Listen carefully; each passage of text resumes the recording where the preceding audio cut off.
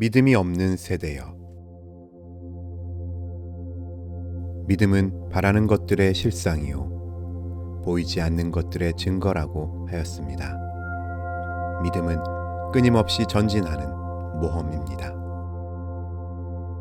지금부터 461년 전 컬럼버스가 이력 편주로 대서양을 건너 미 대륙을 발견하였습니다.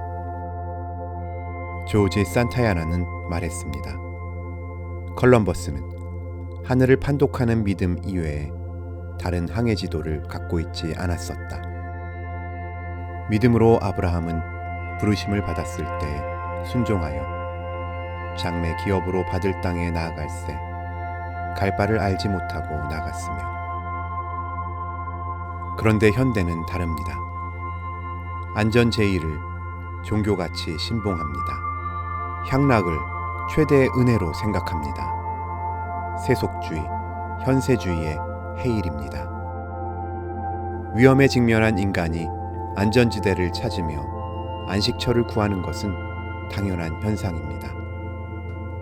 벼락이 치고 홍수가 나고 전염병이 퍼지고 폭탄이 떨어지고 파편이 날아올 때에 주여 나를 가리워 주소서, 나를 전능하신 품에 감춰 주소서 하고 기도하는 것은 불가피한 인정입니다. 예수님은 이런 인간들에게 긍휼과 안위를 약속하셨습니다. 적은 무리여 두려워 말라, 내가 세상을 이기었노라. 모든 무거운 짐진 자는 다 내게로 오라, 내가 너희를 편히 쉬게 하리라 하였습니다.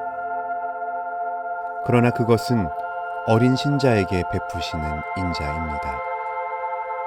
좀 더 자란 장년 신자에게는 거센 말씀으로 명령하셨습니다. 너희는 자기를 이기고 각기 제 십자가를 지고 나를 따르라. 내가 세상에 화평을 주려고 온 줄로 알지 말라. 도리어 칼을 주러 왔다. 평화가 아니라 전투다. 죽은 자로 죽은 자를 장사하게 하고 너는 나를 따르라. 이런 명령은 결코 안전제일일 수가 없습니다. 기성 기독교에 대한 신랄한 비평도 돌고 있습니다. 이 빠진 사자라는 둥, 평범한 졸부, 미디오크리티라는 둥 합니다. 사실 산신앙은 길들여진 얌전이가 아닙니다. 백척간두에서 갱진일보하는 모험의 돌진입니다. 비상한 것을 획득하기 위한 전투입니다. 한국교회의 신도들은 대체로 고정적입니다. 아랫목에 자리 펴고 앉았다 누웠다만 하려 합니다. 모험, 개척, 향상, 전진, 발전 등 움직임에는 위험이 따른다 하여 흥미를 느끼지 않습니다. 그 대신 보수니 정통이니 하면 무조건 답습하려 합니다. 나쁜 의미에서 안전제일주의라 하겠습니다. 여기가 좋사오니 여기에 장막치고 길이길이 살고 싶습니다 하는 식입니다. 세계가 눈부시게 진리 탐구를 계속하고 있는데도 오불관언입니다. 윈스톤 처칠의 자서전에 이런 것이 씌여 있습니다. 22세 때 나는 내 지식이 막연한 것을 알고 독서하기로 결심했습니다. 역사, 철학, 경제 등을 2년 동안 탐독했습니다. 이것은 괴상한 교육이었습니다. 그러나 나는 배고프고 빈 마음으로 탐식했습니다. 나 자신은 꽤 보수적인 신앙을 갖고 있었습니다. 그러나 나는 소위 정통주의자라는 사람들의 조개 껍데기를 부수기 위하여 망치를 든 지 오래입니다. 그것은 고정적인 정신이 자기 경화에 고지를 가져올 것을 알기 때문입니다. 랄프 W. 쌍맨의 라디오 설교집에 이러한 것이 기록되어 있습니다. 1886년 미국 정부의 노동국장이 국내외의 정세를 시찰하고 보고한 내용의 일부입니다. 필요한 철도, 운하, 통신, 상선 등이 다 완비되었습니다. 지금부터 50년 동안은 아무 새 것을 만들 것 없이 이미 시설된 것으로 안락하게 살 수가 있습니다. 지금부터는 신발명이란 것이 적어도 당분간은 나오지 않을 것입니다. 그러나 그때는 어느 때였던가 하면 토마스 에디슨이 39세 때였고 헨리 포드가 23세 때였으며 찰스 P. 스타인메츠가 21세 때였고 마담 큐리가 19세 때였으며 로버츠 밀리켄이 18세, 오빌 라이시 15세, 말코니가 12세, 아인슈타인이 7세 때였다 합니다. 과학기술학의 발전도 믿음의 소산입니다. 그것은 바라는 것들의 실상이요 보이지 않는 것들의 증거기 때문입니다. 믿음은 자라는 생명의 첨단입니다. 믿음이 있으면 창조 의욕이 약동합니다. 그러면 믿음 있는 자는 안식처를 구하지 않는 것일까요? 그는 자기의 안식처를 구하는 것보다도 살아계신 하느님 자신을 구합니다. 하느님과 함께 일하는 것이 그대로 안식입니다.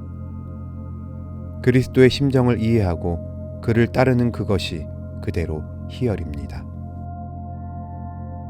믿음으로 저가 외방에 있는 것 같이 약속하신 땅에 우거하여 동일한 약속을 유업으로 함께 받은 이삭과 야곱으로 더불어 장막에 거하였으니 이는 하느님의 경영하시고 지으실 터가 있는 성을 바랐음이니라.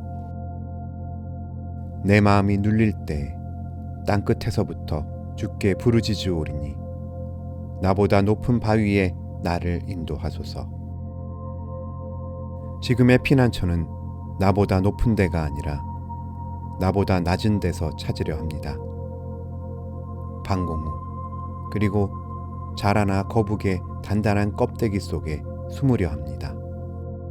새 것보다 낡은 데 도취합니다. 그러나 진격적인 태세가 최선의 방위책일 수 있습니다. 더 높은 사상, 더 넓은 비전이 우리에게 활력을 줍니다. 정체 상태에서는 질식을 느낍니다. 더 높은 사상, 더 넓은 비전이란 것은 나 자신의 높고 넓음에 근거한 것이 아닙니다. 그리스도 사랑의 높음과 넓음을 의미합니다. 우리는 그리스도와 묵약을 맺고 있습니다. 하느님이 우리를 의롭다 하십니다. 사랑으로 행하는 그리스도 신앙이 우리를 구원하십니다. 우리는 교회에서 설교합니다. 점잖은 명사들이 몰려와서 설교를 듣습니다. 예배가 끝나고 흩어질 때 그들은 목사에게 인사합니다. 오늘 설교가 좋았습니다. 영어로 말한다면 We enjoyed your sermon very much. 그러나 그것은 신앙적, 양심적, 영적인 영의 환희가 아닌 것 같습니다. 성령의 기쁨은 그리스도와 함께 겟세마네로 가는 중에서 체험되는 것이 아닐까 싶습니다. 인간으로부터가 아니라 하느님 자신으로부터 내리는 기쁨입니다. 속량과 재창조의 희열입니다. 나이 먹은 사람은 높은 데를 두려워합니다. 새 것에 불안을 느낍니다. 믿음이 늙으면 죽음을 더 무서워합니다. 그러나 타이타닉호가 빙산에 부서져 침몰할 때 찰스 프로맨은 말했답니다. 죽음은 가장 아름다운 생명의 모험입니다. 라고.